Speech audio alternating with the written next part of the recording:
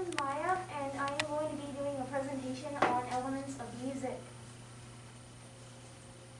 So, most people like music, but a lot of people don't know a whole lot about the individual parts that make up music. So, with a show of hands, how many of you have played an instrument before? Okay, that's a lot of you. Cool. So, I'm credible with this subject because I was in band for 6 years, and I played percussion. And these are some examples of percussion instruments. This is called the glockenspiel. It's also called a bell kit in English. And it is a small, fairly high-pitched keyboard percussion instrument. I have one at my house. This is a marimba. It's also a keyboard percussion instrument, but it's made of wood and it's very big. And I definitely could not have one in my house. These have pitches, and you can use them to make different sounds. But then there are some instruments that don't have many sounds, and you focus more on the rhythms, like the snare drum here. And then there are some instruments called auxiliary percussion instruments, which are used mainly for sound effects.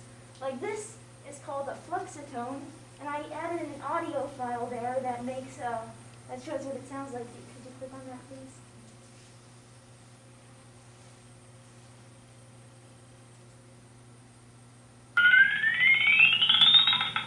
That's what it sounds like. Could you go to the next slide, please? Okay, thank you. So, music can be broken down into basic notes and rhythms.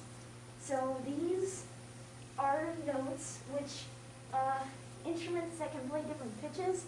They play in different clefs, which tell musicians what note to play. So this is a treble clef, and it goes from here to here, and the distance from these two notes is called an octave, and there are notes on the lines and notes on the spaces, and the line notes go in order of E, G, B, D, F, and a common mnemonic device for that is every good boy does fine, and then the space notes, they spell face, and for the bass clef, the space notes are A, C, E, G, and a common mnemonic device for that is all cows eat grass.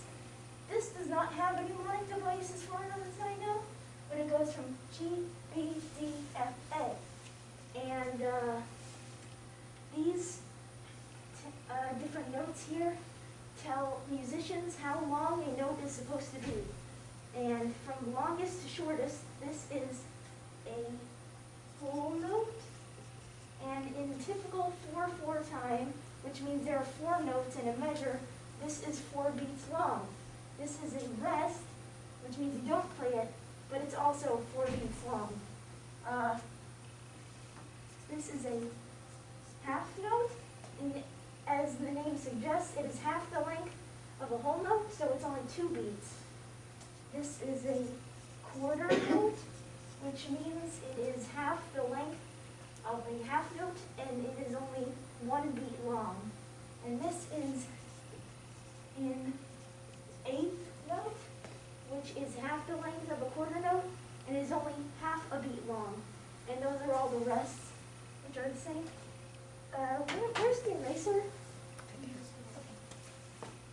Thank you.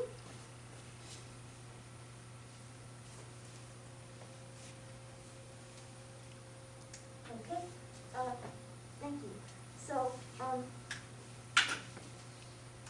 percussion instruments in particular focus a lot on rhythms, and this is for a snare drum in particular.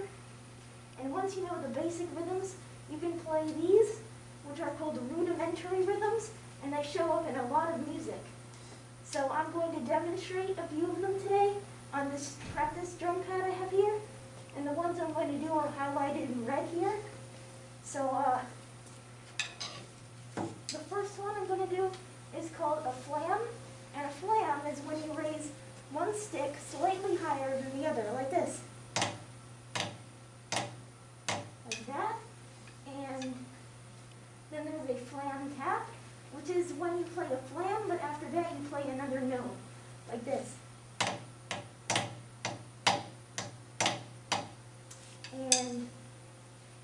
is a single paradiddle, and they call it a paradiddle because that is the same number of syllables as the notes you play. So they thought it sounded like saying paradiddle, like this. And then there is a double paradiddle, which is the same concept, but you add 2 more notes at the beginning, so it sounds like you're saying double paradiddle.